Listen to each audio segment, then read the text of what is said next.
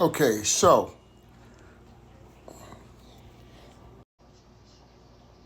I repair vintage portable tube radios, and in my spare time, and I create replica batteries for them. So I want to show you something. This is an Eveready 964. It's also known as a G cell, and is a 1.5 volt battery, which is dimensionally about the same diameter as a regular D battery. These were made for tube radios before alkaline batteries were invented. This is zinc carbon, and the larger size allowed it to have more capacity than a regular carbon zinc would have. Many radios use one or two of these in parallel to run 100 or so hours on a set of tubes that have filaments that work on the 1.5 volts. So, two of these in parallel with intermittent use, you can get about 100 hours out of it before these batteries would need to be replaced. They're no longer made, but I have radios that use them. So I created this. This right here is a label I printed from the internet. Somebody else had already scanned this in. It is a toilet paper tube, which is cut down to size and seamed. Then a regular alkaline D battery was pushed in here with some blue painter's tape on it to give it that blue top. And to fill up the gap is just regular tinfoil, although you could do something better. I could get a metal block or whatever. But this, once it's installed in a radio, you're not going to see any of that, but it's going to look aesthetically correct in that radio. It's sitting in there. So I'll be able to power the radio and have something in there that looks like it belongs in the radio. And this battery is replaceable.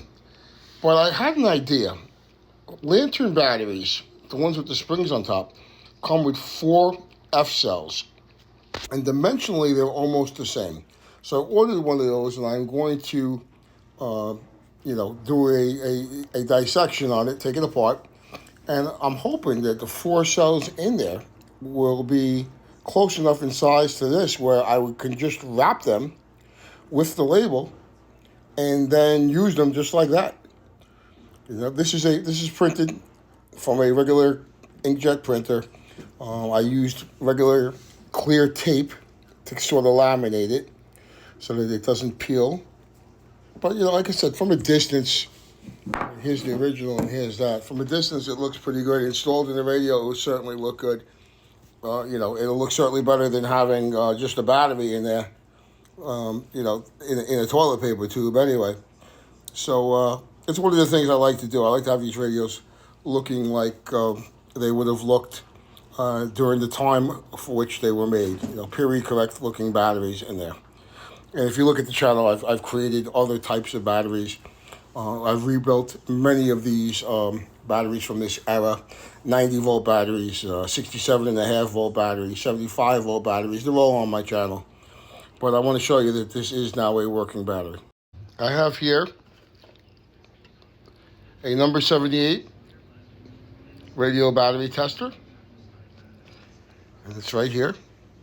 And this one goes up to 90 volts, so it covers all the different battery types from that era. I'm going to show you what this battery looks like on the 1.5 volt scale. And I'll show you what this 50-year-old one looks like on there. It's probably completely dead.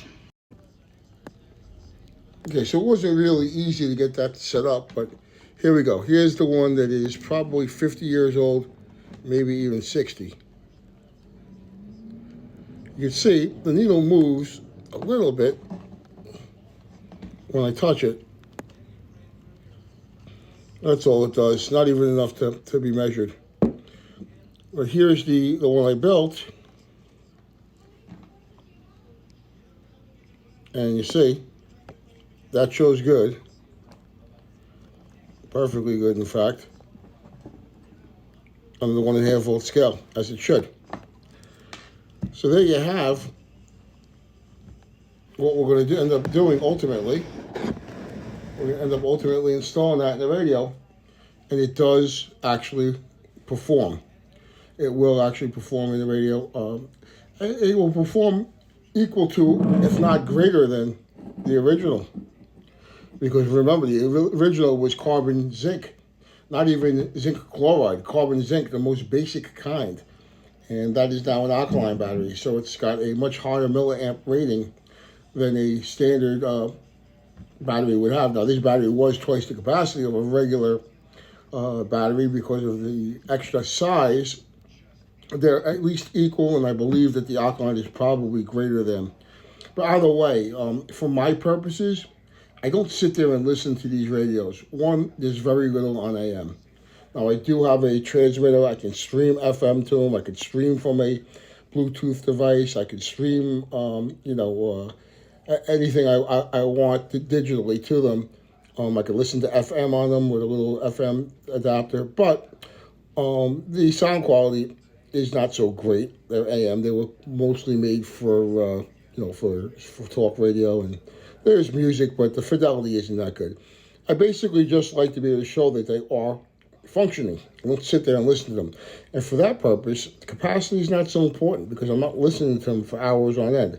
I'm just turning them on, displaying them, showing you that they do work, and that's about it. So there you have it. This is what is known as a G cell, and Eveready 964 is known as a G cell, and it was also called an A battery. An A battery does not revert to the size; it refers to the job it performs. A batteries run filaments. B batteries are for the tube's high voltage for the plate, and sometimes there was a C battery for bias. But that was in very early radios, and they were able to figure out how to get bias voltage from either the A battery or the B battery using resistors and isolation with capacitors rather than having extra battery in there. But there you have it, a little history on these now obsolete and no longer made batteries and what you can do if you have these old radios and you want to play them and display them.